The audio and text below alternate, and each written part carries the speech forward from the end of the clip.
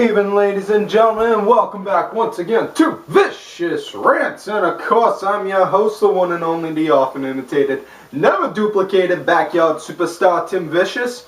I am, well, wow, took 2 weeks off and look what happens. We get a Raw Christmas, which I don't know about anyone else, but kind of sounds like a really cheesy porno title.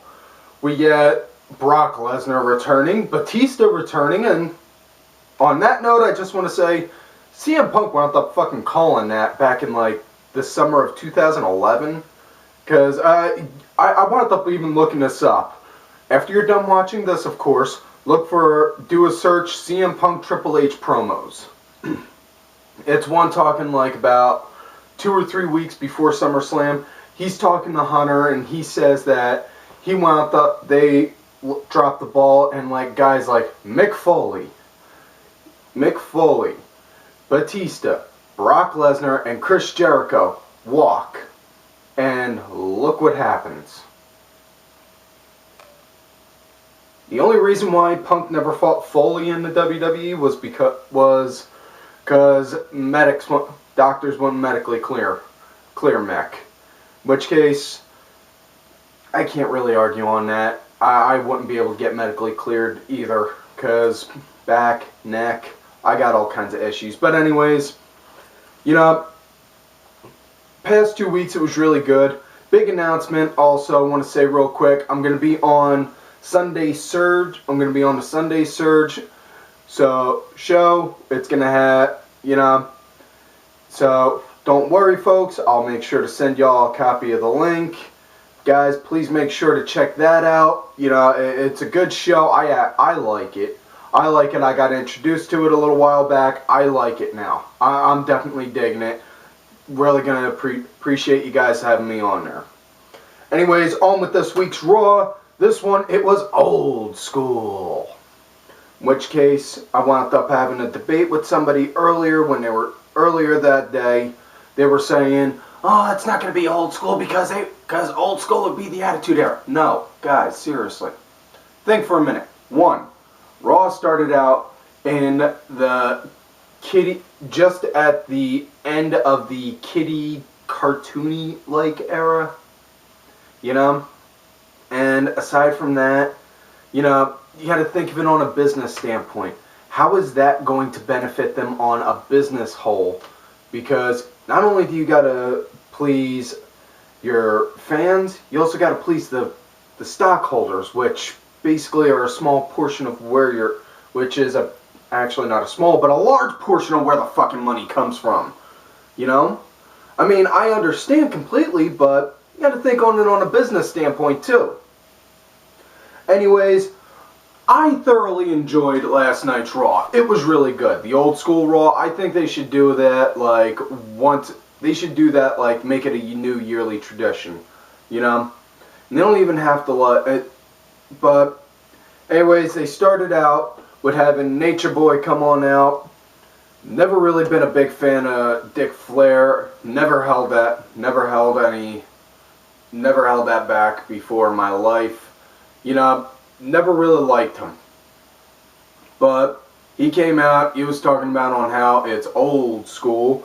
And we got somebody who's styling and profiling and all that happy honky-dory horse shit he always says. And then, right out of nowhere, boom, boom, cue the music. Who comes out?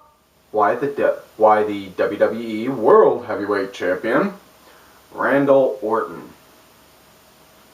In which case, Randy, if you keep hearing all those voices in your head, I have a question for you. Why don't those voices tell you to wear pants? They came out, said, Rick, I got nothing but biggest respect for you. You know, you and Hunter brought me in, Evolution, blah, blah, blah, blah, blah, blah, blah, blah, blah, and I'm doing only one hand puppet, so don't get your hopes up that you're going to be seeing a whole lot more of it.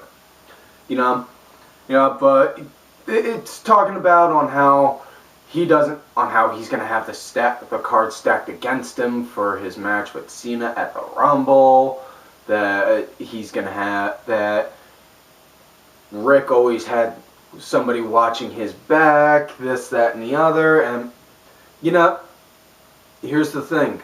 When Rick was a heel, yeah, he did. Where do you think the concept for him being the dirtiest player in the game came from?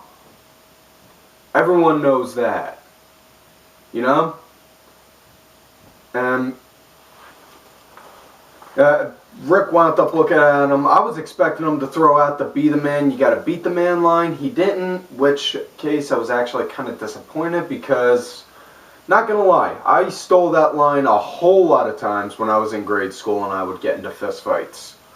You know, but anyways, Randy winds up looking at him saying, "You better back off, Rick, before I go old school on your ass." And then out comes Dicey. I'm gonna get this little stuttering thing taken care of, I swear. John Cena, talking about on how highlighting that Flair's a legend and all that. In which case, really haven't seen it out there kinda, I don't know, just anymore, now that you think on it. Flair's the amount of title reigns that Flair had seems doesn't really seem as triumphant as it was now compared to the fact that Cena lost so many times. You know? Cena wound up calling Randy out saying, "Hey, you want to go old school? I'm right here, let's go." And then Randy backed away, you know. I'm just really surprised that they're not bothering to take the time to help build up the pay-per-view itself, not just one match. I mean, the Royal Rumble is by far the second biggest pay-per-view that casual viewers will watch. I mean, hell, I wound up talking my brother into going with me to go and watch it, and he hasn't watched wrestling since he was like 14. Yeah, but either way, first matchup of the night, it was the Usos and Ray Ray versus the Wyatts. And it showed the debut of Daniel Bryan as the Wyatts. And he looked like Daniel Bryan's new outfit looks like it's a tie between Duke the Dumpster and the guy that changes the oil in my dad's truck over at like Jiffy Lube. Really can't understand that whole concept. Why giving him a blue jumpsuit like that? I mean, you could have him do like Owen, wear a pair of jeans and a ratty shirt, just rub some dirt on him, make him look like he spent all his time out in the woods or something. But yeah. Either way, it was nice because it showed Bryan wrestling in a whole different kind of style compared to, like, you know, him constantly doing the high-flying, heavy kicks. You know, no, this one was more ground-based. I don't know if anyone noticed that, but Bryan, when he was going up against Ray in the ring, he was doing more ground-based attacks, you know, knees to the gut, fists. He wasn't doing like his normal heavy kicks and throwing out the technical moves. You know, it's showing Bryan in a different kind of light, which is good. Because it's showing that, aside from that, it's showing that Bryan can evolve in a style, so that way if the times come and change him while he's there, he can change with it. Anyways, the Usos wound up winning the match because of all things. It was Bryan got tagged in, and then Harper tagged himself in, and they were arguing, and next thing you know, one of the Usos, I don't know, one of them wound up doing a roll-up, and all I could think is, she just tagged a fresh guy in. How could he not have the energy to do that, not kick out all of a sudden? Anyways, next matchup, Big E versus Axel with Skip Sheffield on commentary. In which case, if none of you have a perverted mind like I do, you didn't get the concept of the joke that he said, saying that, sorry about having a frog in my throat. Spent the past night with Lillian Garcia. Yeah, I definitely got what he meant there. In which case, lucky dog, wish I could have. But anyways, that match, it was, it just felt like it was kind of forced on us. I mean, not really seeing anything good between Axel and Langston. I mean, they gave a good match, just nothing really wowing. You know, I mean, you knew Big E was going to win. But I just really would like to see those Axel and Big E actually get legitimate mid-card pushes and mid-card airtime, you know, instead of just, now we have this match right here. Yeah. Anyways, next part of the show, it was with, and now before I go into the match, I don't normally talk about promos unless it's the opening promo or a closing promo for the show, but this one, mid-show promo, gotta talk about Piper's Pit with the Shield. Absolutely fucking gold. You put Rowdy Piper and any members of the Shield with a mic at the same time, that's like giving plutonium to Dr. No right there. You know? Because Piper, he's always been one of the best guys with the mic, hands down. You know, he came out and and he was in the middle of mid-talking when all of a sudden Shield's music hit and out they all come. Dean's wearing a hoodie for some reason instead of wearing just a normal sleeveless shirt to make all the fangirls squeal. You know, they come out, they start talking, and Piper, the way he wound up cutting a promo saying that Rollins and Ambrose, they're going to be the weak links. Can Reigns be the one to beat CM Punk? You know, was really good, especially with Dean when just showing that he could have, just showing all the different emotions that he had. Like, he was going nuts. You know, because that, yeah, he looked like, I swear, he could have fucking been Heath Ledger's double for the Joker. You know, in Dark Knight. He's just that fucking good like that. Seth, he's been doing tremendous with the mic. He's come a long way since his Ring of Honor days, doing the Tyler Black with Guy Liner on. Reigns, he's good with the mic. He just, I think he needs more airtime with it. Instead of just throwing out one or two sentences and then saying, believe in the Shield. You know? You gotta improve, and the only way you're gonna improve is by doing more with it. So, that's me though. Anyways, partway through, they all start getting ready to circle around Piper like they're gonna hit him, like they're gonna go and do a roll-on on him. Cue Punk's music, he comes running down with the New Age Outlaws, and boom, Shield runs. For a minute there, I smelled a 6-man tag team match play as holla holla. You know, but to no avail. Maybe it'll be on SmackDown, who knows. But anyways, next matchup, it was Sin Cara versus Del Rio. This is, I think, like match 5 million out of how many they've had. I think that was like the 5 millionth match that they've had. But yeah, it's, again, just felt like it was force fed on us. Like, I mean, you want to give them a legitimate feud? How about this?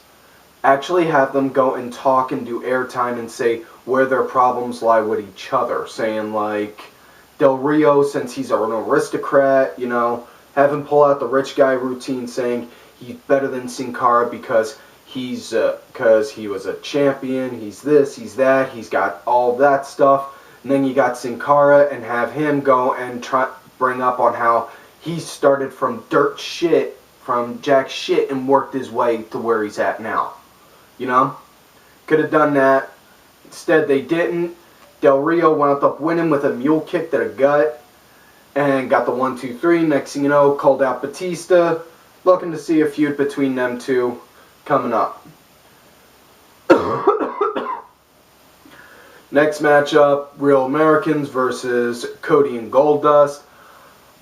not gonna lie, I was really expecting Hulk Hogan to come out, considering it was old school. You know, it would have been perfect because you have the Real Americans and then you have Zeb say, and now, I'd like to introduce you to a real American, and then, boom, cue Hogan's music with the I'm a Real American. That would have tied in perfectly with it. That's just me, though. Anyways, that match, it was nice to see. Pissed off that they did the Cesaro swing during the commercial. I always like seeing that because I try and keep count with on how many he does. You know, it's kind of hard to, though, because they'll go from camera 1 to camera 2 to camera 3, like that, while he's going at it. So, but it was a nice, solid match. You know, I'm looking forward to when Cody and Goldust finally breaks. That way we could see their matchup against each other, because ain't nobody fight like family. And if you don't believe me, just go and talk to my brother. Trust me.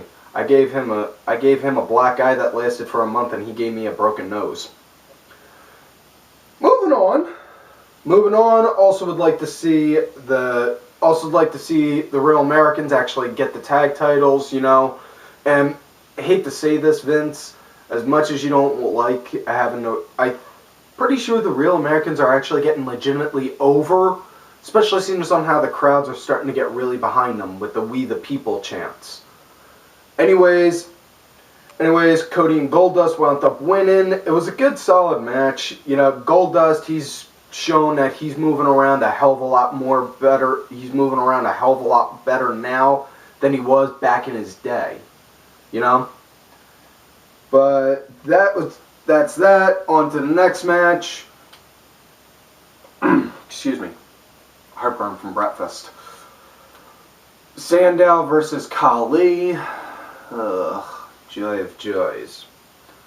So, it's a rematch from last week because when Sandow went to go do the roll-up, Khali's shoulder was up. Don't know if that was planned or not, but, you know, either way that wound up happening. And, of course, with this, they had to do the app rape, in which case I was kind of surprised, because if it's old school, why have the app? Or even yet, why not tell us that we can download the WWE app using our cellular phones or pagers, all while discussing it using the AOL keyword WWE. Fuck, I feel old now. Anyways, the app thing was for which ref there was going to be for the match. Booker T, Sergeant Slaughter, or Bob Backlund. I fucking wanted Bob Backlund so bad, but instead we got Sarge. Sarge came out, called the match. Wasn't really impressed with the match. You know, Khali won in the end. Sandow's foot was on the rope, though. Sandow was arguing with Sarge. Pushed him. Next thing you know, Sarge, boom, locked in the Cobra Clutch on him. And always happy to go and see Sarge. ST Divas match was next. The Bella Skanks versus Alicia Fox and Oksana. And I know everyone's talking about on how the Bellas have improved, the Bellas have improved, the Bellas have improved. Oh, yay, yay, ooh, yay. No, I still can't get behind them just because of the simple fact they're getting screen time really because they slept their way up. They slept their way up the ladder in my book. That's just pure bullshit. You know, I don't like it. I don't like that idea that they did. And, you know, they can improve all they want to the point to where they could be considered to be like the next Mae Young or anything like that. No, I'm still not going to stand behind them. You know, still not going to back them up in any kind of which way or form. Not even going to lie, I spent the large majority of that match just going to the bathroom. You know, had a lot of coffee at that time. But wound up catching the win at the end. Oksana and Alicia won, which was, thank fucking God, they finally had them two actually doing something and win. In which case, the fact that Oksana now has ring music, does that mean that she's showing signs of improvement? Or the fact that she's not doing a 5-minute headlock of doom a sign of improvement? Next matchup, I absolutely fucking popped like crazy for. It was 3MB versus Too Cool, which I busted out I was laughing and I popped like crazy for it, and I'm man enough to admit I was doing a little dance with it. Obviously not as bad as I did just now, but dance nonetheless. Went nuts when Scotty did the worm, and when Brian Christopher wound up doing the hip hop drop, that was it was pretty cool. It was pretty cool. I liked seeing when Rikishi just go and do like he was. I don't know if anyone noticed, but the way Rikishi wound up dropping right on top of McIntyre, it was just like on how Yokozuna always did the bonsai. So, you know, because before when Rikishi would do it, he would sit and keep his knees up. You know, instead this one he was just boom. You know, like that. I think I don't know about anyone else, but me, it looked like he was doing tribute to Yokozuna. You know, but that's just me. Too Cool won the match. They did their after-match dance, which is always fun to see. Again, I popped and I was going nuts for that match the whole time. Next up, main event of the night, CM Punk versus Roman Reigns. That was a nice, good, solid match. You know, right before that, they had the New Age Outlaws, introduced Punk, which was actually really nice to see. Yep. And match itself, it went well. I liked it. You know, Punk. It looks like Punk and Roman spent a lot of time during the day talking over how they were going to work the match, what they wanted done. You know, I thoroughly enjoyed it. At the end, Reigns won with a spear, and Ambrose. Anyways, yeah, get my words stumbled. Fuck, hold on. See what happens when you wind up talking too fast? See what happens when you talk faster than your brain can process? Yeah. Keep this one in mind, kids. You ever go and do a show like this, make sure you think before you speak. Anyways, Shield get ready to go and do a roll-on Punk. Outlaws wind up stopping them, and then right out of nowhere, boom, cue the music. Who comes out? No one else but the one and only Jake the fucking Snake.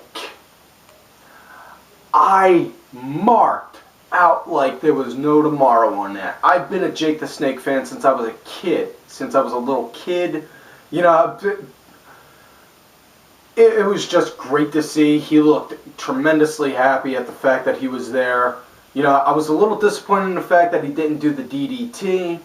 You know, you could even hear the crowd do DDT, DDT, DDT, like they were calling for it. Instead, we got Punk. He picked up Ambrose, spun him around, and then boom, GTS. And then right at the end, you see Jake reach down, get the bag, pop it open, and dump Damien out on him.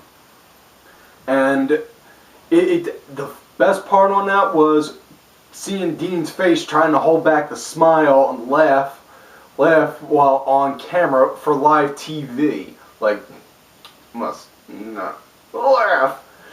You know, you could tell he thoroughly enjoyed it. I absolutely loved seeing that.